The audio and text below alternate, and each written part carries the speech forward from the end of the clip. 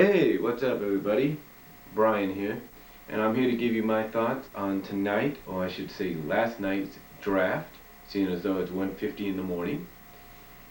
And I have to tell you, I guess if you read the title up here, it says 2010 Draft.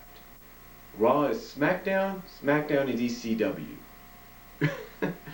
I know that sounds strange, but let me explain. You see, Raw so far has gotten, well, let me think. I'm trying to remember now. Well, let's take a look at SmackDown first. SmackDown got Kelly Kelly.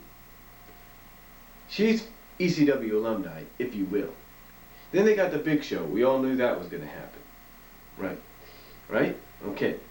Now let's take a look at Raw.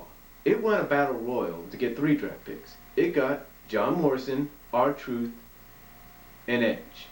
Now I'll talk about Edge in just a little bit, but John Morrison, there you go. Now, let's take a look at SmackDown. Okay? SmackDown ended up getting, I'm trying to think, who else did SmackDown get? I'm trying to remember. I know they got Kelly Kelly, I know they got the Big Show. Well, I'm trying to think. I know they got somebody else. I'm going to look up online here at Wrestling News World. I'm going to look online here, kind of cheat a little bit.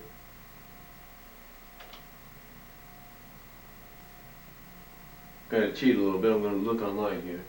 Because I know that Raw got John Morrison, R-Truth, and Edge.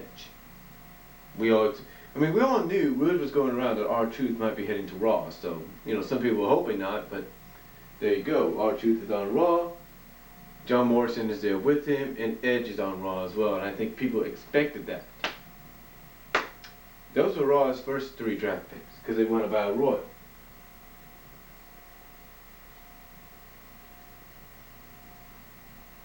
Alright, here we go.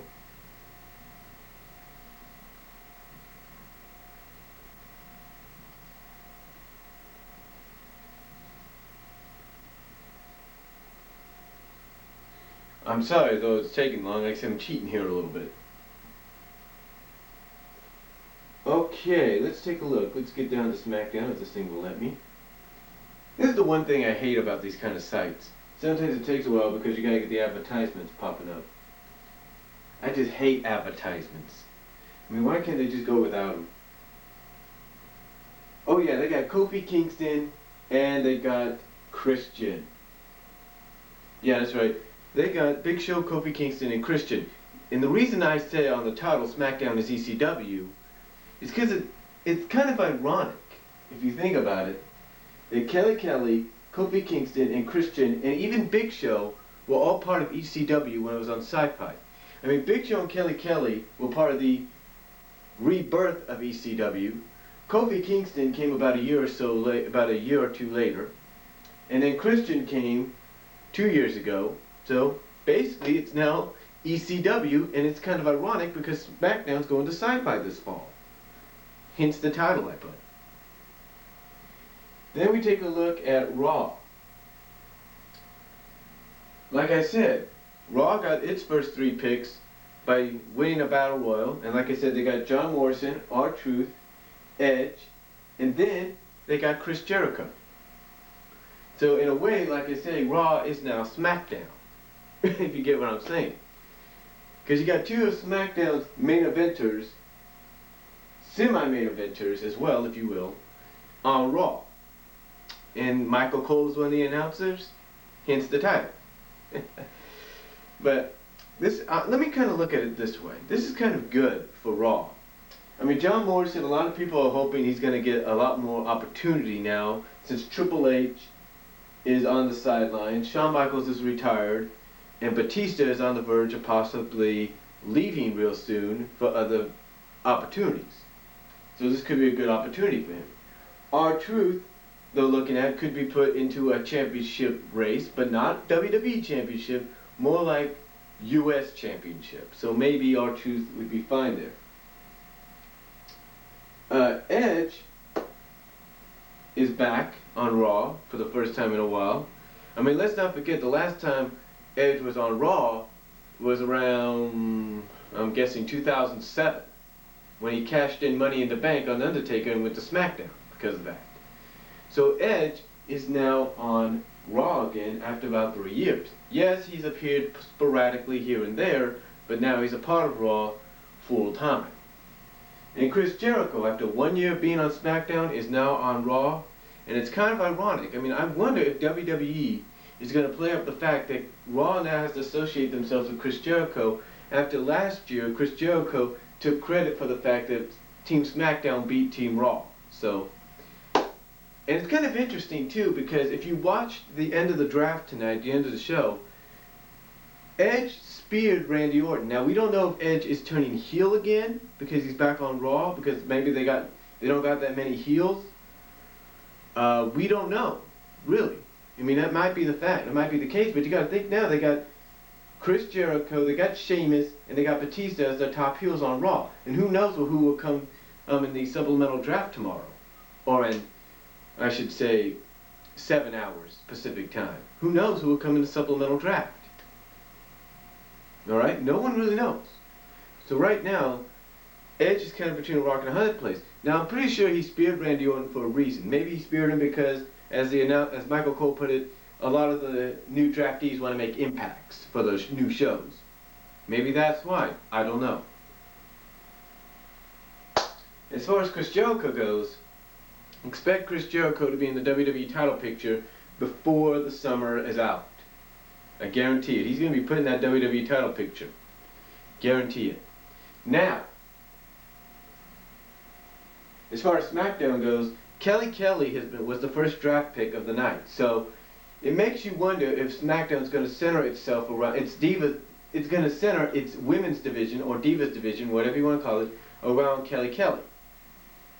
Because according to what I've read here, what I'm reading here, Kelly Kelly is over with not just the fans, but over with the WWE offices. So basically, she's one of the top people they want to push. So I wonder if Kelly Kelly is going to be put into that main event status as far as the divas go on SmackDown. We'll see.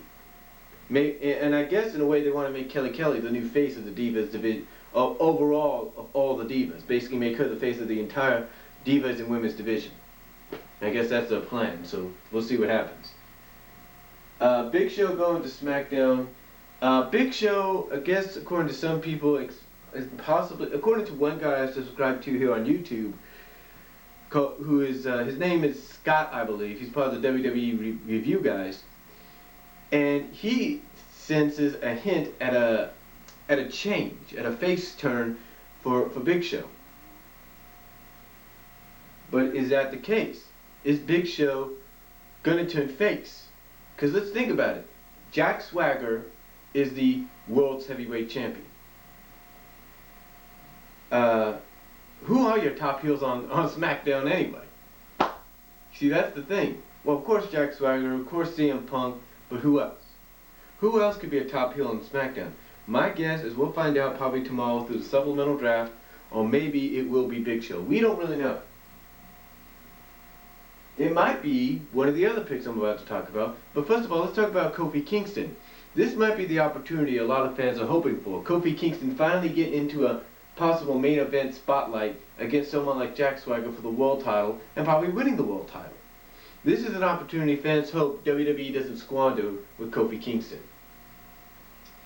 And then lastly but not least, you got Christian. And it's going to be kind of weird, but people don't know. But I'm going to be honest with you, I don't know what kind of Christian we're going to get here. Are we going to still get the fan favorite Christian, or are we going to get a heelish Christian? Time will tell. Time will tell. Now, oh yeah, you do have some other heels like Drew McIntyre on SmackDown, so maybe we'll have Big Show face turn, I don't know. But now for the rest of the night. Of course, we kicked off the night with a unified tag team title match in which, finally, if you will, if you're a fan of Show Miz or you're not, we have new tag team champions and a legitimate tag team at that in the Hart Dynasty. David Hart Smith and Tyson Kidd winning the tag team titles from Showmiz, and thus ending Showmiz once and for all. So again, another tag team that Big Show was put in goes to the wayside. And you know what? I think this is going to spell a downline, a down spiral storyline, a downfall storyline for Miz. Because if he starts losing the tag titles and then gets knocked out by the Big Show, something's going to happen. And then of course we had a triple threat #1 contenders match, originally supposed to be one-on-one, which was won by Batista, who inserted himself into the match at the last minute. Batista, thanks to help from Edge, I don't know, like I said, we don't know what's going on there, but Batista is now the #1 contender and will get one more shot at John Cena. And you know what? Since his contract is supposed to be up very, very soon, I would not be surprised if Batista agrees to put his career on the line for one last shot at beating John Cena, and proving John Cena can't beat him, and winning the WWE title. I wonder if that might happen. But those are my thoughts on tonight's draft. I will be back with part 2.